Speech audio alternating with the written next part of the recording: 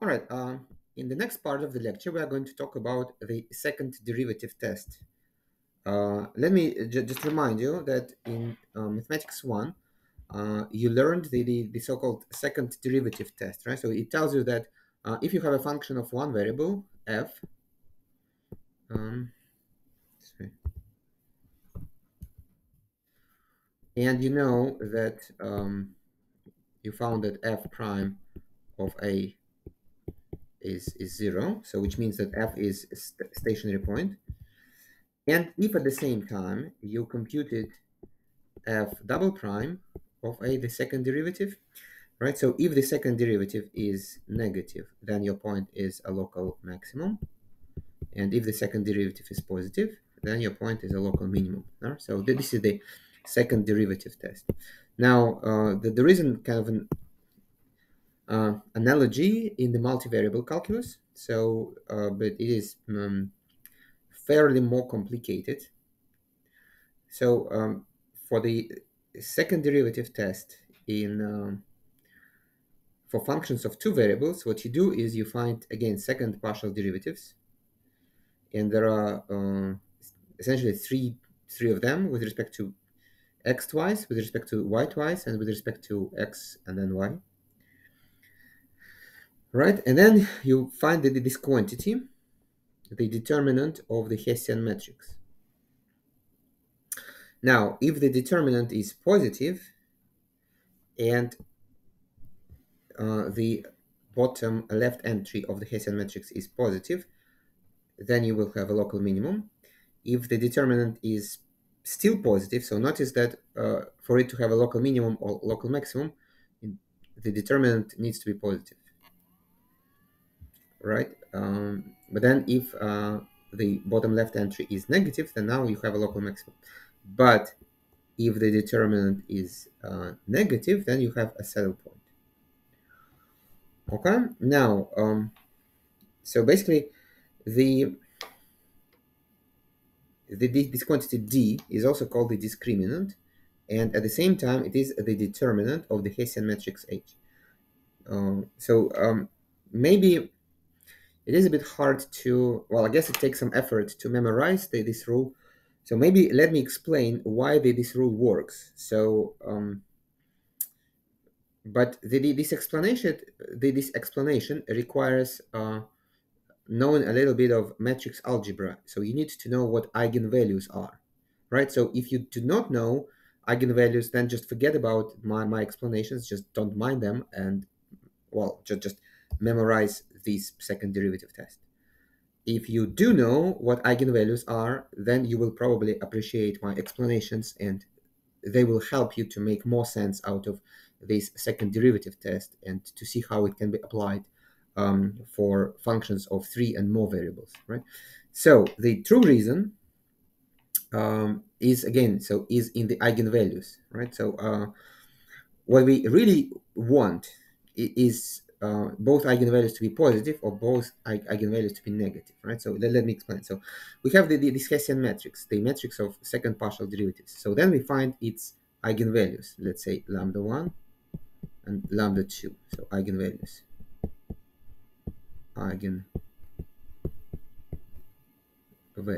So again, if you don't know what eigenvalues are, then just don't mind my explanations and scroll forward. Right, now, if both eigenvalues, both lambda 1 is negative and lambda 2 is also negative, so if both eigenvalues are negative, then basically we have a local maximum. If both eigenvalues are positive,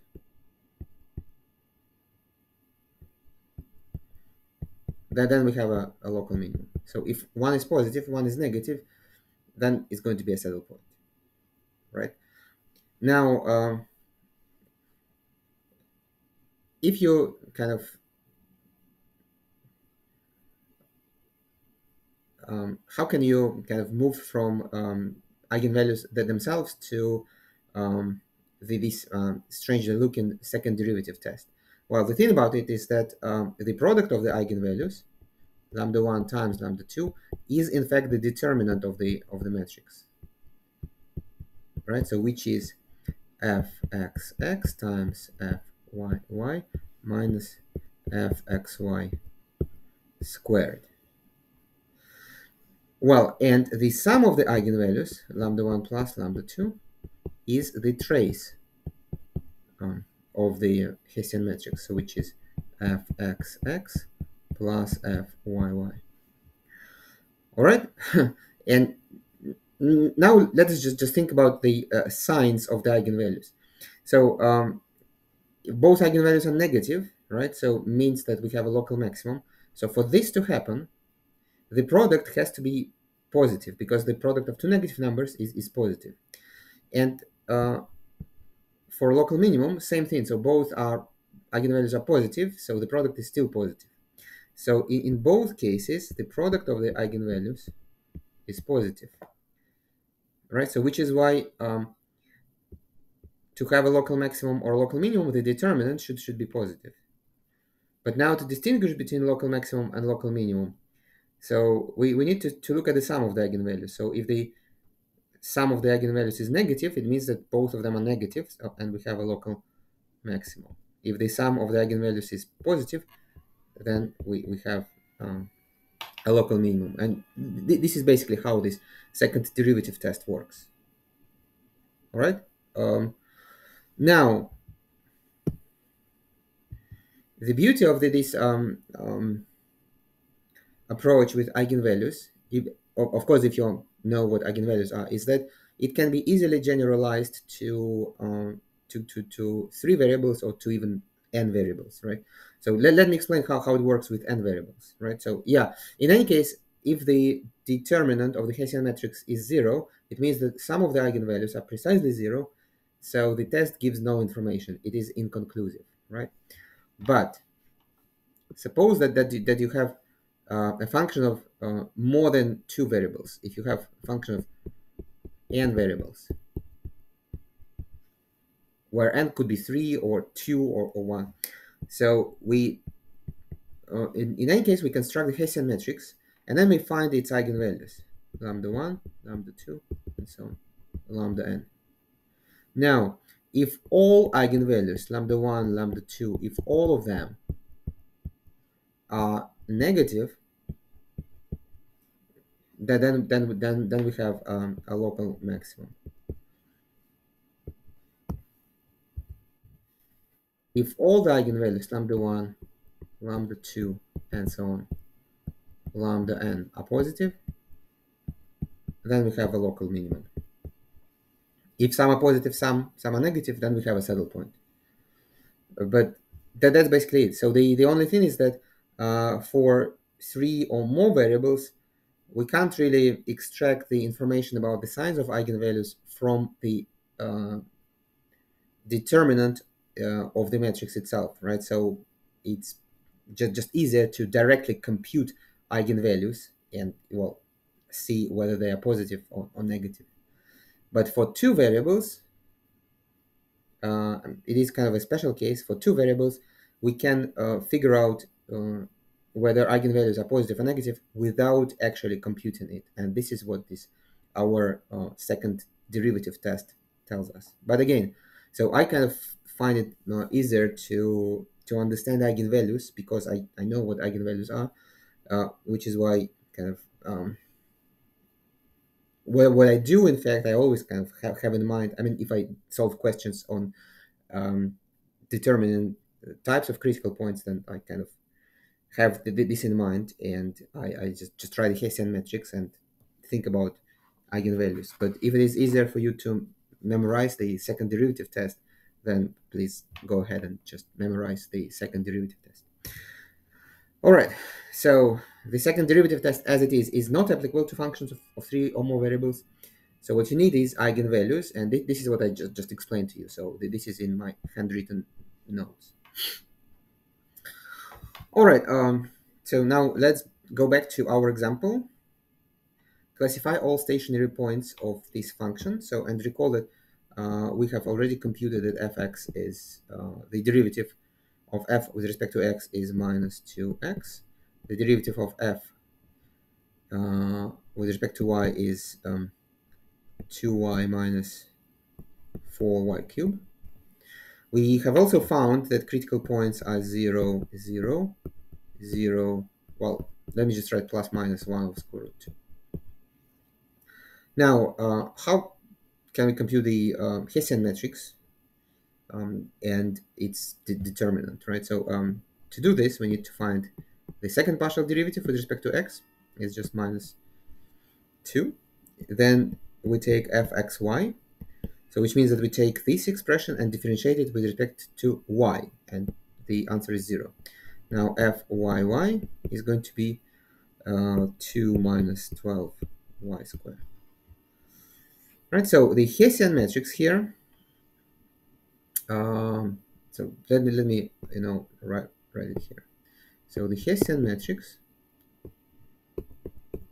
at the point xy is fxx minus 2, fxy is 0, 0 here, and 2 minus 2, 12y squared.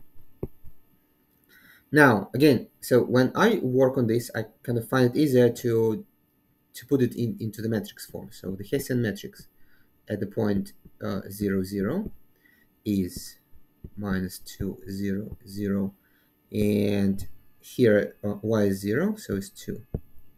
So determinant of the Hessian matrix is minus 2 times 2 is minus 2 times 2 is minus 4, negative. So which means that this is a saddle point.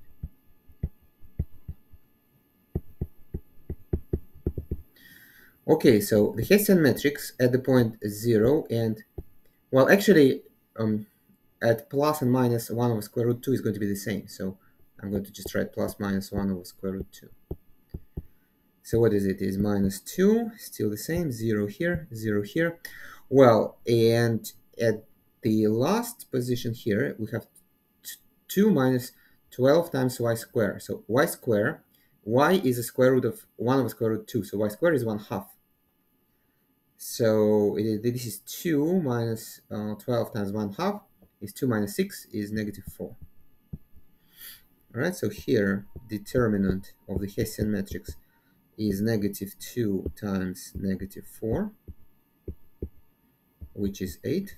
So it is positive.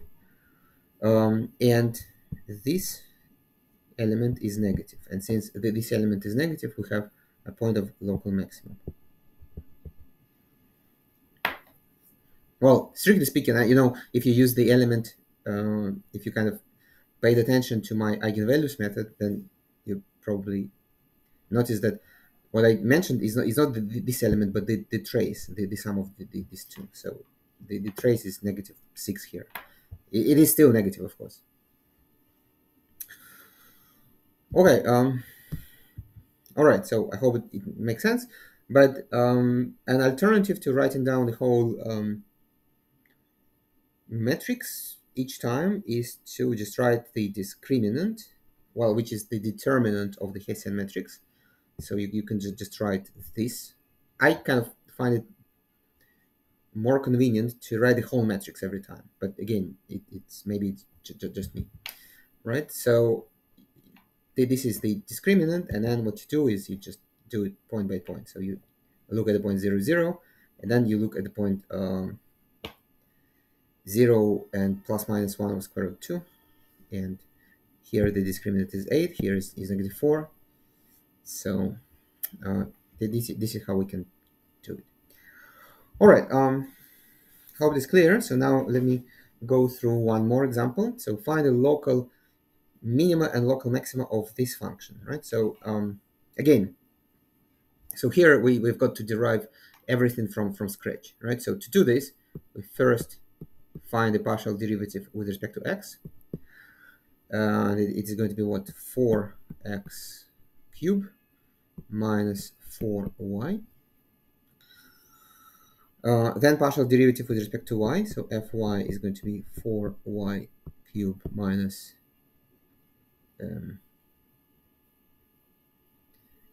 4x. All right, so now, notice that they're defined for all values of x and y, so we don't have singular points here. So we just equate to 0 to find stationary points. Then 4 cancels out. the first equation is x cubed minus y is 0, and the second equation is y cubed minus x is 0. From the first equation, we see that x cubed is y, and from the second equation, we see that y cubed is x. Well, I guess what we can do is we can just take y equals x cubed and substitute into the second equation, right?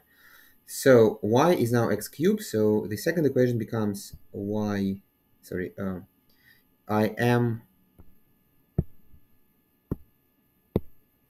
substituting x cubed instead of y, so x cubed cubed is x, so this is essentially x to the 9 equals x.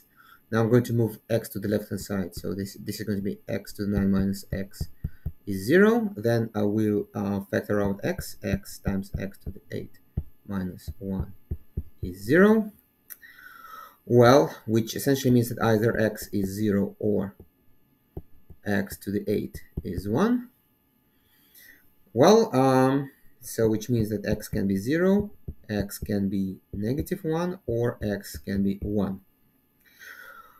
All right, and remember that y is always x cubed. So when x is 0, y is 0 cubed is also 0. When x is negative 1, y is negative 1 cubed, which is again negative 1. And here, y is 1 cubed, which is again 1. So we found 3 points, 0, 0, negative 1, negative 1, and 1, 1. So there are 3 critical points here.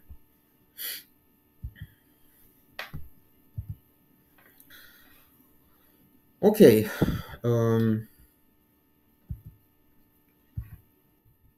Now let us compute the second derivative, right? So again, the first derivatives, I guess I will have to copy the first derivatives to compute the second derivative. So fx is 4x to the 4, 4x cubed minus 4y.